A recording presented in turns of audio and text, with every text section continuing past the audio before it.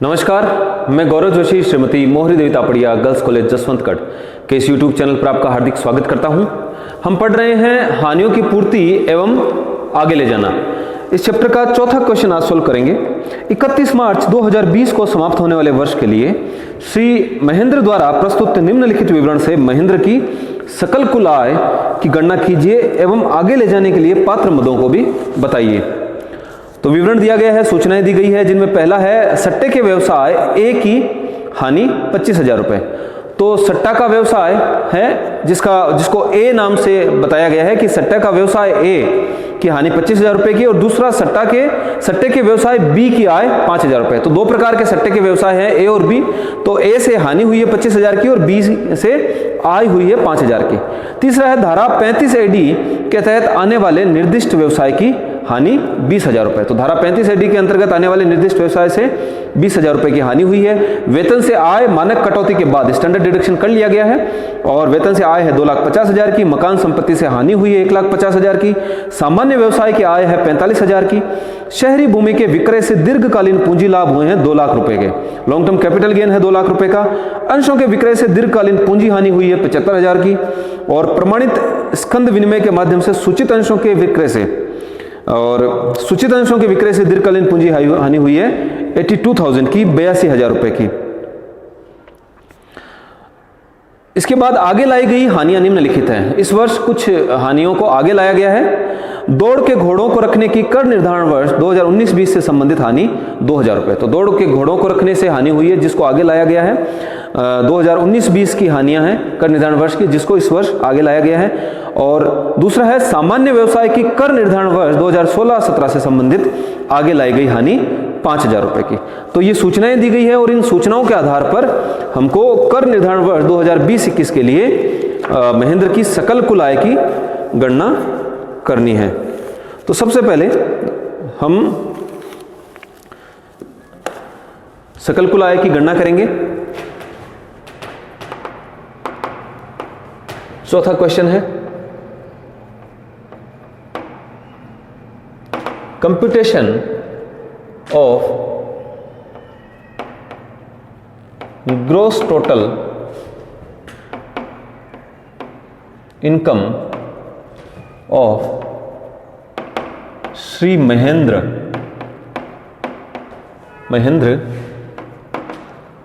For the assessment year 2020-21।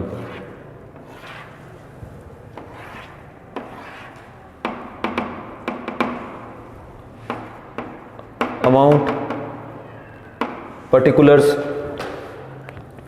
तो सबसे पहला हेड है इनकम फ्रॉम सैलरीज। तो सबसे पहले इनकी वेतन की आय देखेंगे, और वेतन की आय आफ्टर स्टैंडर्ड डिडक्शन है। जो इनकम फ्रॉम सैलरीज है वो है after standard deduction.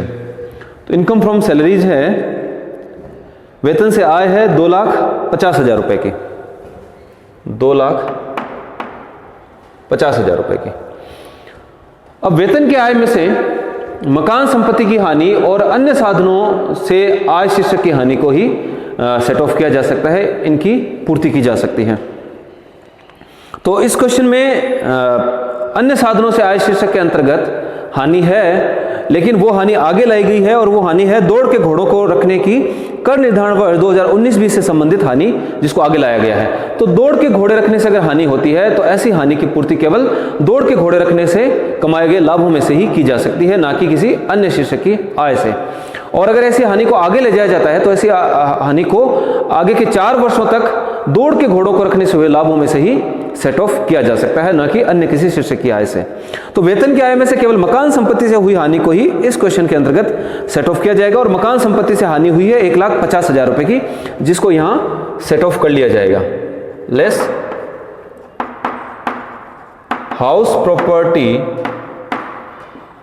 Loss set of. House property loss को सेट ऑफ कर दिया जाएगा। 1,50,000 रुपए की हाउस प्रॉपर्टी लॉस है, और बाकी की राशि सकल कुल आय में शामिल कर ली जाएगी। दूसरा हेड है इनकम फ्रॉम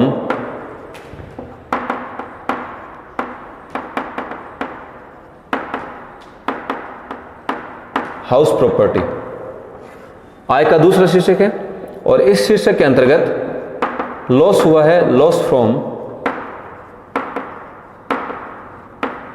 हाउस प्रॉपर्टी। 1,50,000 रुपए का लॉस हुआ है और इस लॉस को सेट कर दिया गया है, ये सेट ऑफ हो चुका है, सेट ऑफ अगेंस्ट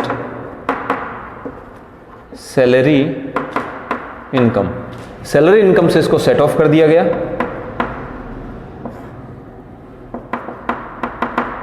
तो house property loss carry forward नील।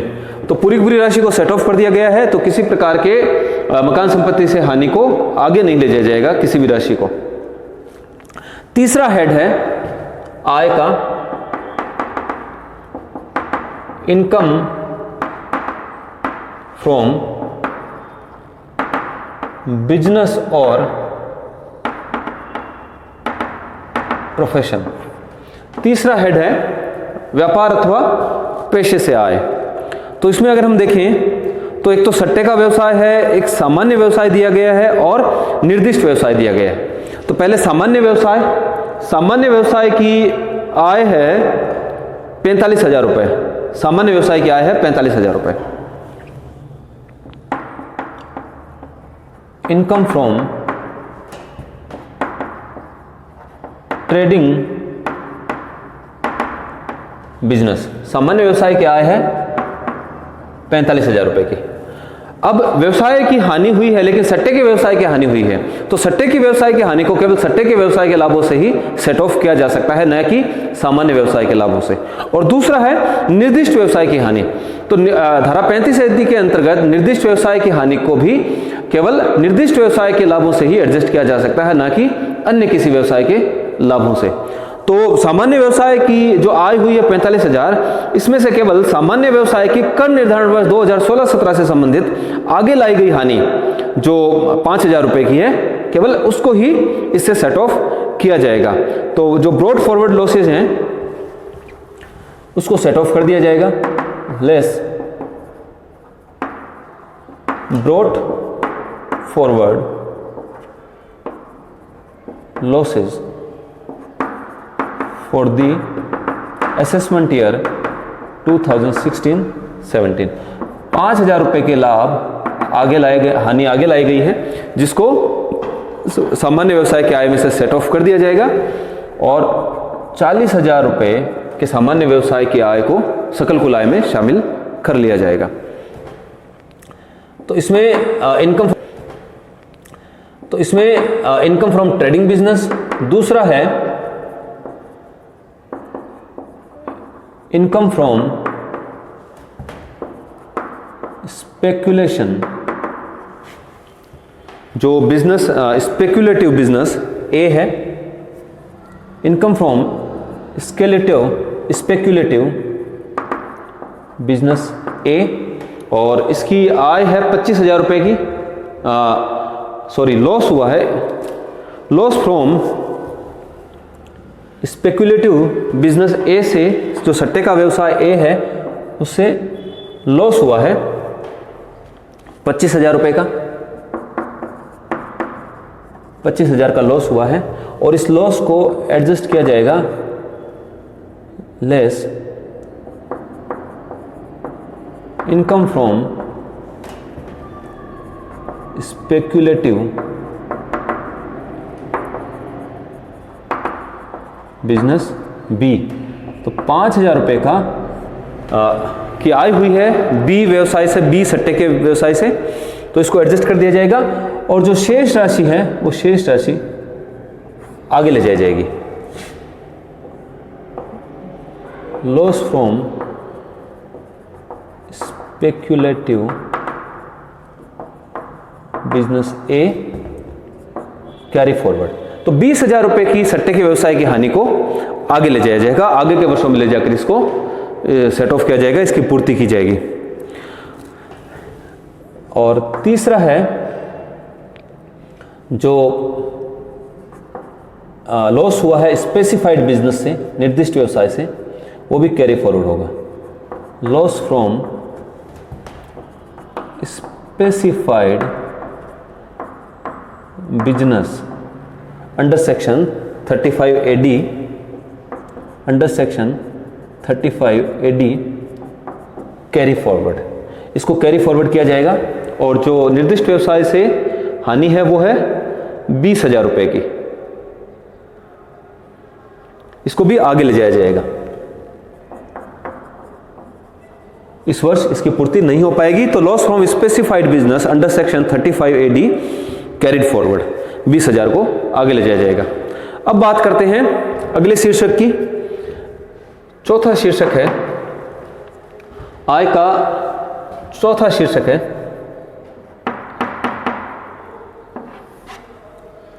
जगह की कमी के कारण यहां पर लिख रहे हैं। चौथा शीर्षक है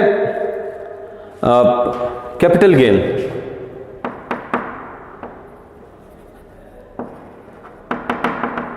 कैपिटल गेन, तो कैपिटल गेन में कुछ पूंजी दीर्घकालीन पूंजी लाभ हुए हैं और केवल दीर्घकालीन पूंजी लाभ हुआ है शहरी भूमि के विक्रय से, और दीर्घकालीन पूंजी हानि भी हुई है। तो शहरी भूमि के विक्रय से दीर्घकालीन पूंजी लाभ हुआ है, तो long term capital gain on sale of, long term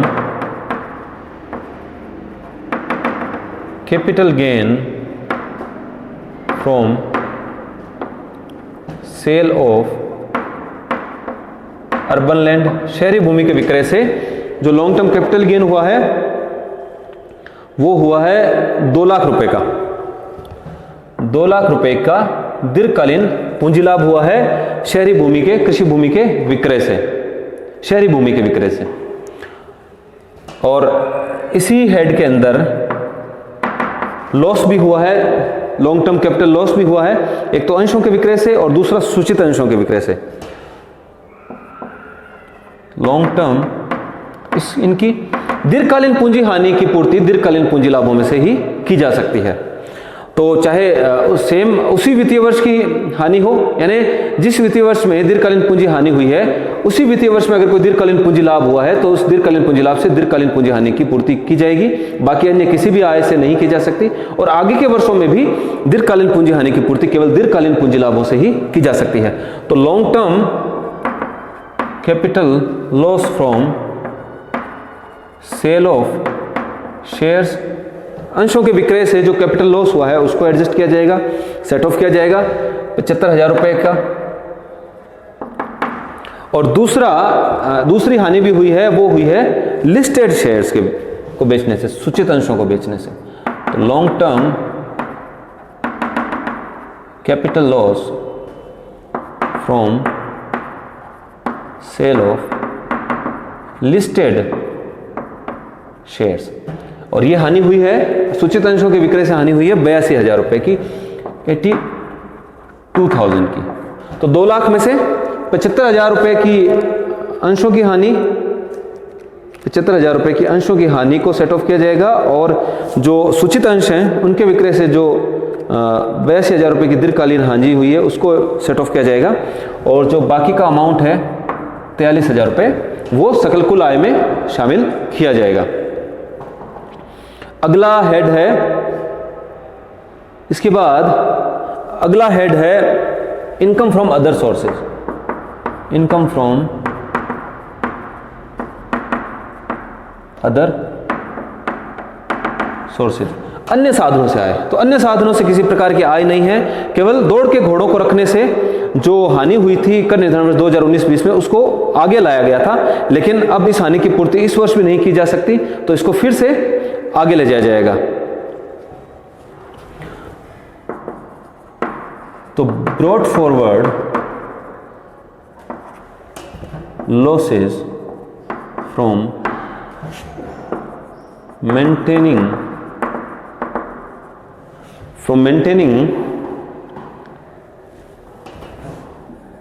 of